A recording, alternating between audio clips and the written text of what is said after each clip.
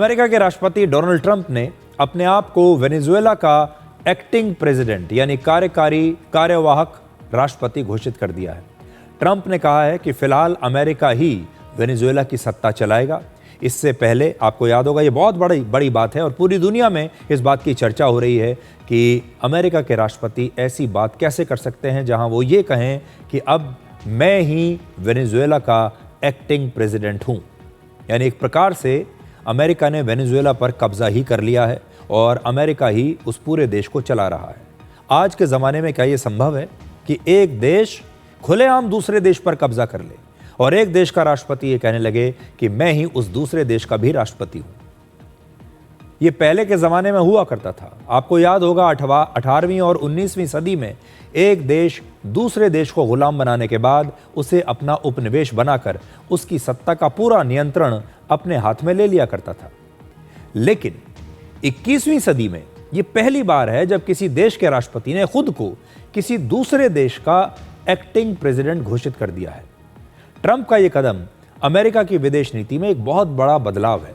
Trump के इस कदम से पूरी दुनिया में अब यही संदेश जाएगा कि अमेरिका अपनी ताकत के दम पर अपने फायदे के लिए किसी भी देश का पूरा नियंत्रण अपने हाथ में लेकर उसे अपना उपनिवेश भी बना सकता है। अमेरिका दुनिया का सबसे ताकतवर देश है, लेकिन इसके बावजूद अमीर और ताकतवर देश जो बाकी देश हैं दुनिया के, वो उसके खिलाफ मोर्चा नहीं खोल पाते, बल्कि उसके साथ खड़े हो जाते हैं।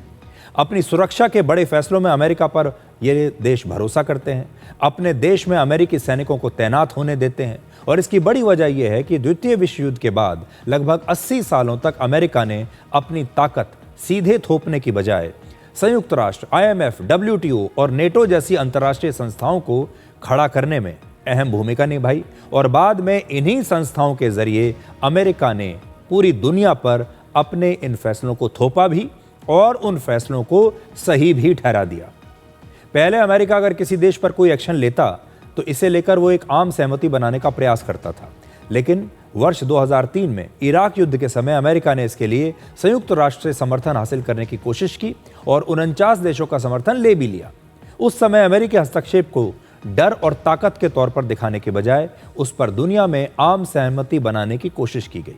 लेकिन ट्रंप के दौर में अमेरिका की विदेश नीति अब एक ऐसे दौर में पहुंच गई है जहां अमेरिका इन सिद्धांतों को पीछे छोड़कर अपनी ताकत का इस्तेमाल सिर्फ अपने स्वार्थ के लिए कर रहा है। और ट्रंप ये कह रहे हैं कि फिलहाल अमेरिका वेनेजुएला की सत्ता चलाएगा।